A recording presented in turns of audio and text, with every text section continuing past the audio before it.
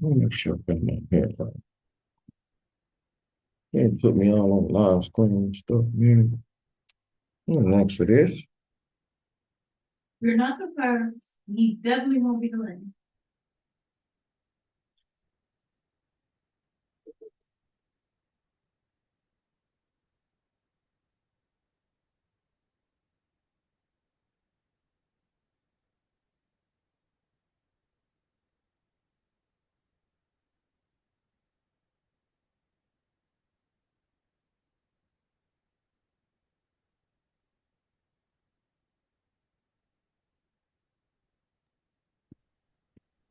Good morning.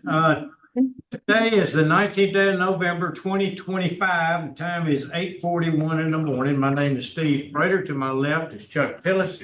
To my right is Pete Freeman. We're at the headquarters of the Department of Corrections in Baton Rouge, Louisiana, where we'll be conducting revocation and parole hearings today. Would the staff here introduce yourselves, please? Jalen Cavalier. Whitney Trostclair. Francis Abbott. Okay. And we're going to be talking to you. I believe you are Mr. Callahan, Jeffrey Callahan. Is that correct? Yes, sir. And you are at St. James Parish Jail. Is that correct? No, sir, we're at St. Charles Parish.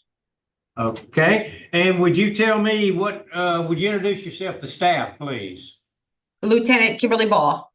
Okay. Thank you for hosting us, Lieutenant. Jeffrey Callahan, what is your DOC number? 530357. Okay. And your name is Jeffrey Callahan, correct? Jeffrey Darrell Callahan. Okay. And you are here on a revocation. Do you have a revocation form in front of you do you have a form in front of you that you signed about your revocation hearing? Yes, sir. Okay, and you understood that and signed that and all is well. You ready to proceed with this hearing? Yes, sir.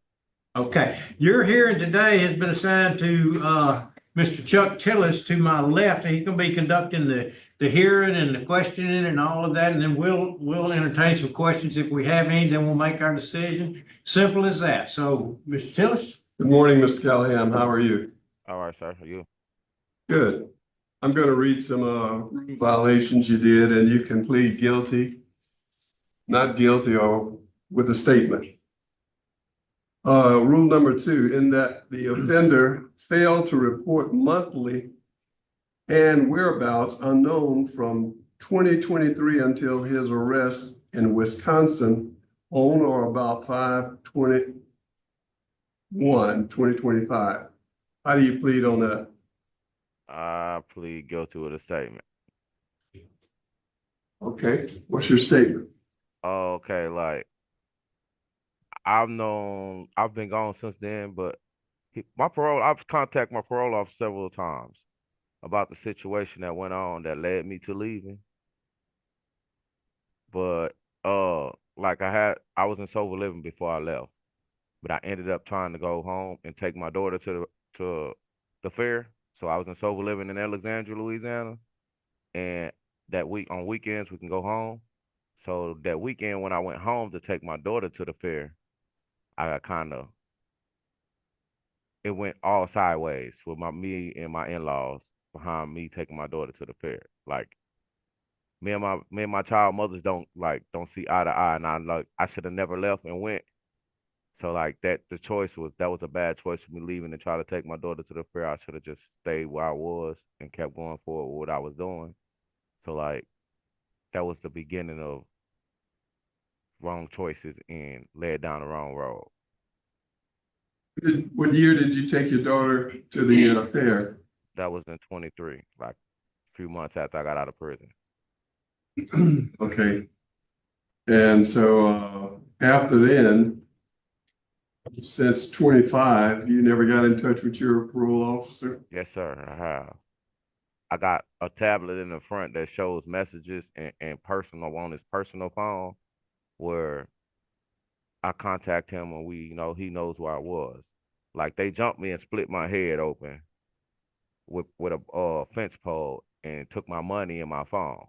And on the way, like me trying to get away, her brother kind of shot at me.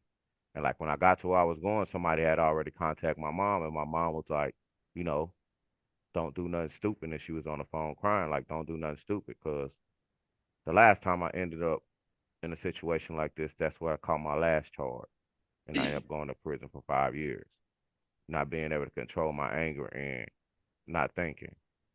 So, me not having nowhere to stay at the time, from leaving sober living and having nowhere to stay, like, I ended up in a situation worse than what I was doing, what I shouldn't have left. I was doing Why good. didn't you return when she told you to come back? Sir?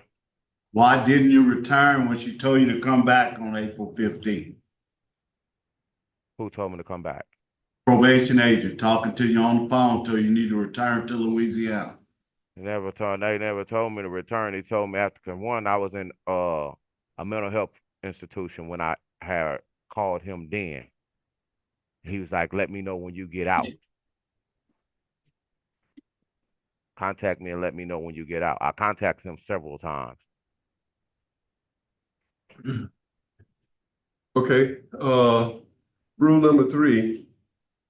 In that the offender was not living in the listed resident in Leesville, Louisiana, and left the state without permission. How do you plead with that?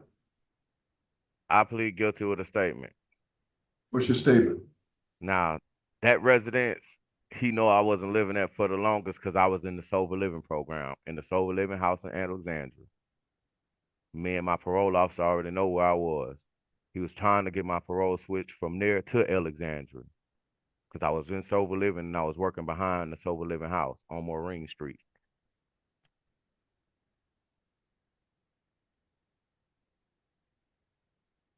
And that was like right after I got out of prison. I ended up having to I went to mental health behind having a backflash, flashing out and not taking my meds. I ended up going to mental health. They sent me from mental health to an IOP program, from the IOP program to a sober living. Because I didn't have nowhere to stay really. Because the house that I was staying at was just somewhere for me to stay when I got out of prison. And it come to find out him and my baby mama was messing around. So, like, I end up leaving there. And that's how I ended up going to sober living because the police officer caught me on the train tracks, walking on the train tracks while the train was coming. And I was just really to the point like I didn't care no more. Okay. Rule number 9. In that the offender absconded supervision, leaving the state of Louisiana without permission, making home visits impossible. So I guess you were explaining that. Well, Yes, how do sir. you? I plead guilty. Okay. Number 11, in that you failed to waiver expedition, was evident that governor's warrant being issued. How do you plead? Now, like I told them, I didn't know anything that the lawyer was talking about in court. He was talking the whole time. So like I didn't understand what was really going on. How often did you get in touch with your parole officer? I left in the end of 23 going into 24. So like the middle of the 24 and ending 25 when I told him I was going to turn myself in. I'm the one called him and told him I was going to turn myself in. Where were you at? In Milwaukee, Wisconsin. Okay, I saw that. Yeah, the police report shows I walked into the police station myself. Like I haven't been in any trouble. The police wasn't trying to apprehend me. I wasn't on doing any drugs. I wasn't getting in, and like I was doing to the point where I had got myself together.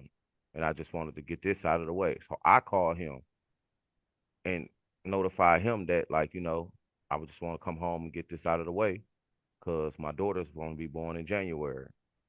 January this year, my daughter was born. I contacted him in like March, April. So around that time, I told him I'm going to turn myself in after I spend time with my family. Okay. After I spent time with Anybody my else have daughter. any?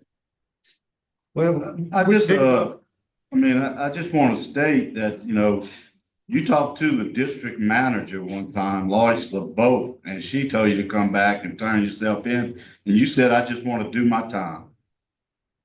He Yeah. stated he wanted to do his time, but could not come back to Louisiana. He stated he was tired and just wanted to get it done. So you refused to come back.